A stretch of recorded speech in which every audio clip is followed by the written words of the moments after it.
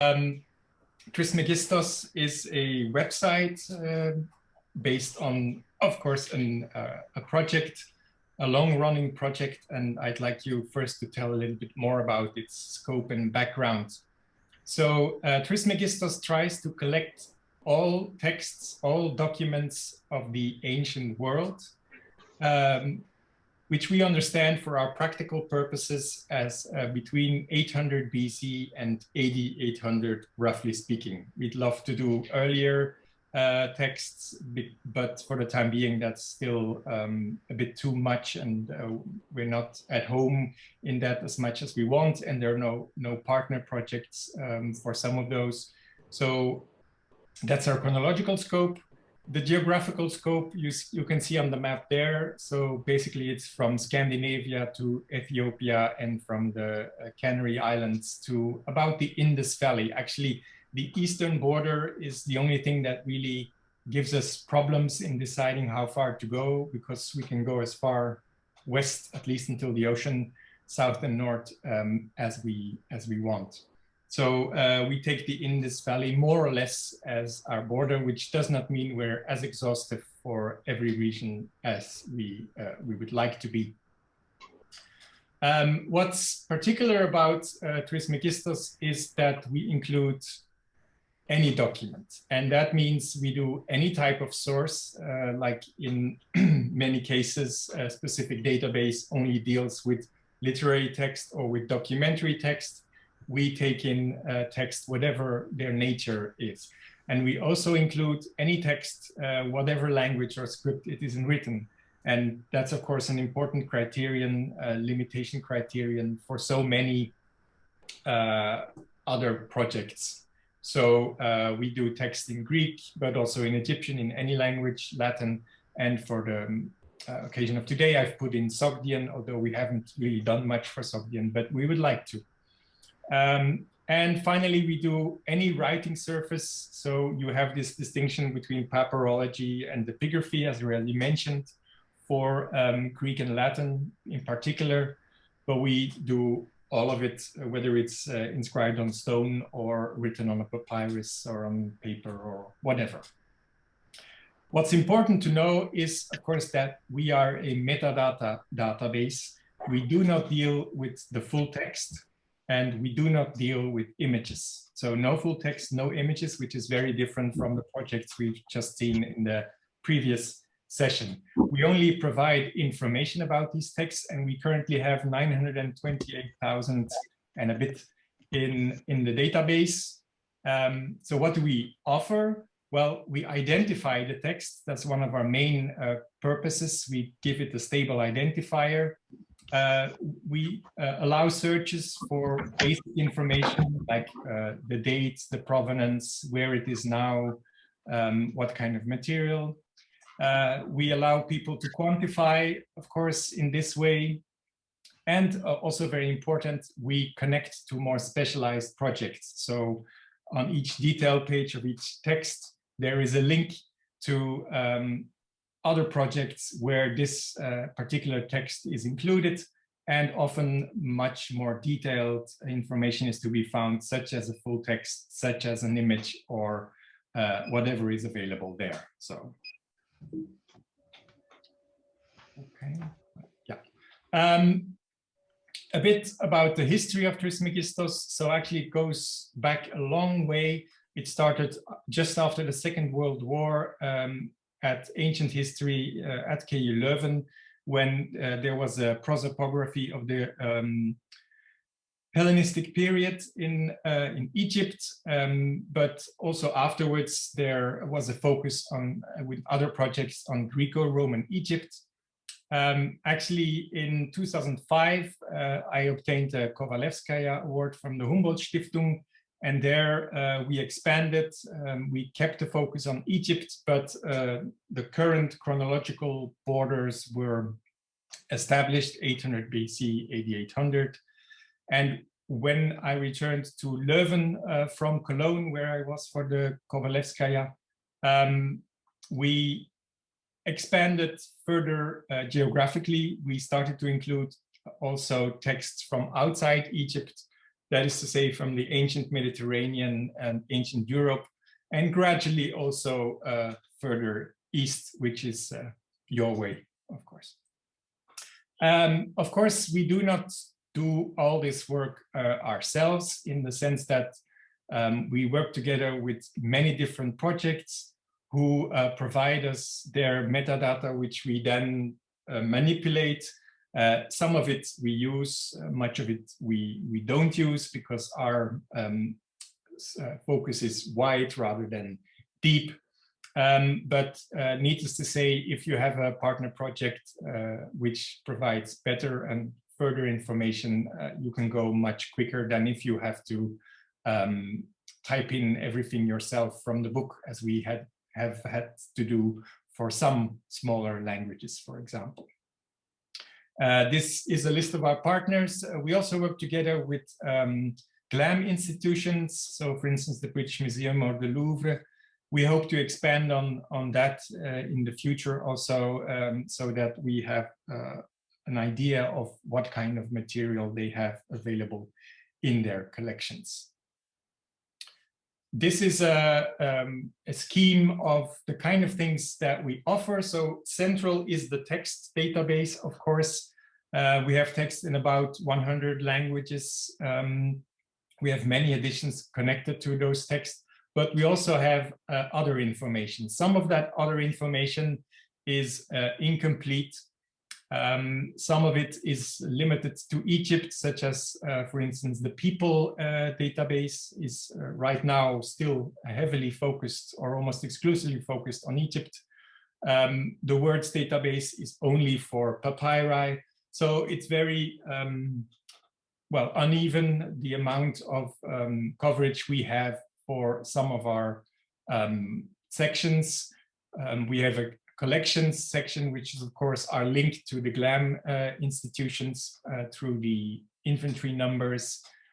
We have authors, editors. We have a lot of things where we provide stable identifiers and link to other projects where more information can be found. For the purpose of today, first say something about the technical side. I just inserted this slide, so that's why I forgot. For the backend, we use FileMaker because it's always been in FileMaker, and we still find that quite a user-friendly environment for collaborators. But we export the data from the FileMaker every week to MySQL database, which we then query online through PHP. And this is also what we use to, for instance, set up the API. We have APIs in place for a lot of things, but one of the nicest one probably is the API which has all the links to all the different projects, so that if you in your project have the TM number, you can just pull in all of the other projects that deal with the same text. And we also use, of course, the SQL database to create visualizations, like I've given an example there of maps or of a network, which is also something that we try to do as much as possible to set up interesting networks. So now I come to the slide of the East. So just to give you an idea, I put some figures in there for some Eastern languages, and for all the countries, Iran and further east. So as you can see, we are very lacunous in that respect. So there is a lot of material. We're almost exhaustive for Egypt. We're putting in the last Greek inscriptions. Well, I mean, there may be a couple of thousand to go, but we already have around 200,000. And we are also not, we are just starting with the cuneiform. That's really on our to-do list. Currently, we have only about 10 or 15,000 cuneiform text. But we've also put in some of the further Eastern languages, as you can see here. mainly just ourselves on the basis of book publications. But needless to say, in the future, we'd like to cooperate with all kinds of projects that deal with these languages, so that we can just connect to these projects, because that's actually our aim. We want to make it easier for scholars to go to fields they know preciously little about. So to make it easier for people to find information about this Parthian document, or even to just discover that there is a website for Parthian or for text of Turkmenistan. I'm going to say something about the fact that we are now being recognized by KU Leuven as a core facility. That's something new here at the university. But it's interesting because it gives me an opportunity to tell you more about our plans for the future, and also touch upon an important point, I think, that's already come up in the previous discussion about, well, sustainability.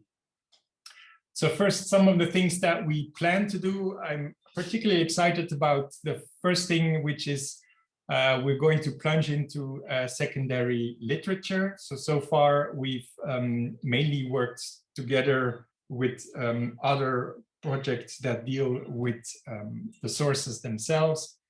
But in doing so, and in collecting all of these texts, and in working together with many different databases, we of course find that there are all kinds of abbreviations in use that are very understandable for the specialist, but for outsiders are very cryptic, and make it very difficult sometimes to know what people are referring to.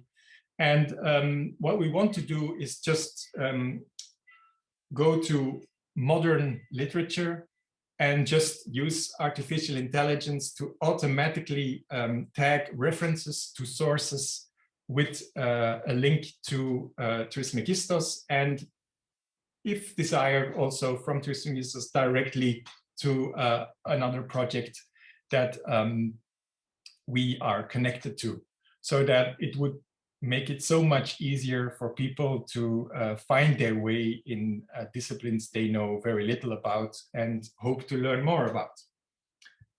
We also have ideas to expand our coverage of authors. So authors in the sense of literature which has been transmitted through the manuscript tradition, but that's mainly Greek and Latin, so less relevant here, I guess. One of the things we want to do for people is to go outside of Egypt, and that in cooperation, for instance, with something like the Lexicon of Greek Personal Names, whom we cooperate with already, but to structure the onomastic information a bit more strictly, perhaps. And for places, we want to increase our coverage of place references in actual manuscript text or texts delivered through the manuscript tradition. Something very concrete is funding and staff, and I want to say something about that. So up to 2020, Trismegistos was completely free. So it's been available online since 2005. So for 15 years, we were completely freely accessible without any fees. And we always had people on temporary contracts, but there was a new rule at the university that this was no longer possible. You could only renew a contract, well, actually for 2 years, so that was the maximum. And we had and still have very experienced staff, and we wanted to keep them on board. So we do not have 20-year projects like in Germany, and even 20 years. Well, we hope to be in place longer than that. We've been in place already for 15 or 16 years. So we would be coming to our end. And I've known academy projects in Germany which also come to their end, because 20 years is not forever. So we decided in 2019 to start with a subscription system. The way we did it is we charge for advanced use to people who search for data using Trismegistos have to have a subscription, or their university has to have a subscription. But you can still do simple searches, for instance, see information about a specific place or other things, many other things. Our data still remain open access, so the APIs are freely accessible. People can use them if they want to. And this model to try and set up permanent positions has been relatively successful. We're not yet completely there, but we now have, well, it still says here 103, but actually it's 112 institutions that subscribe to Trismegistos.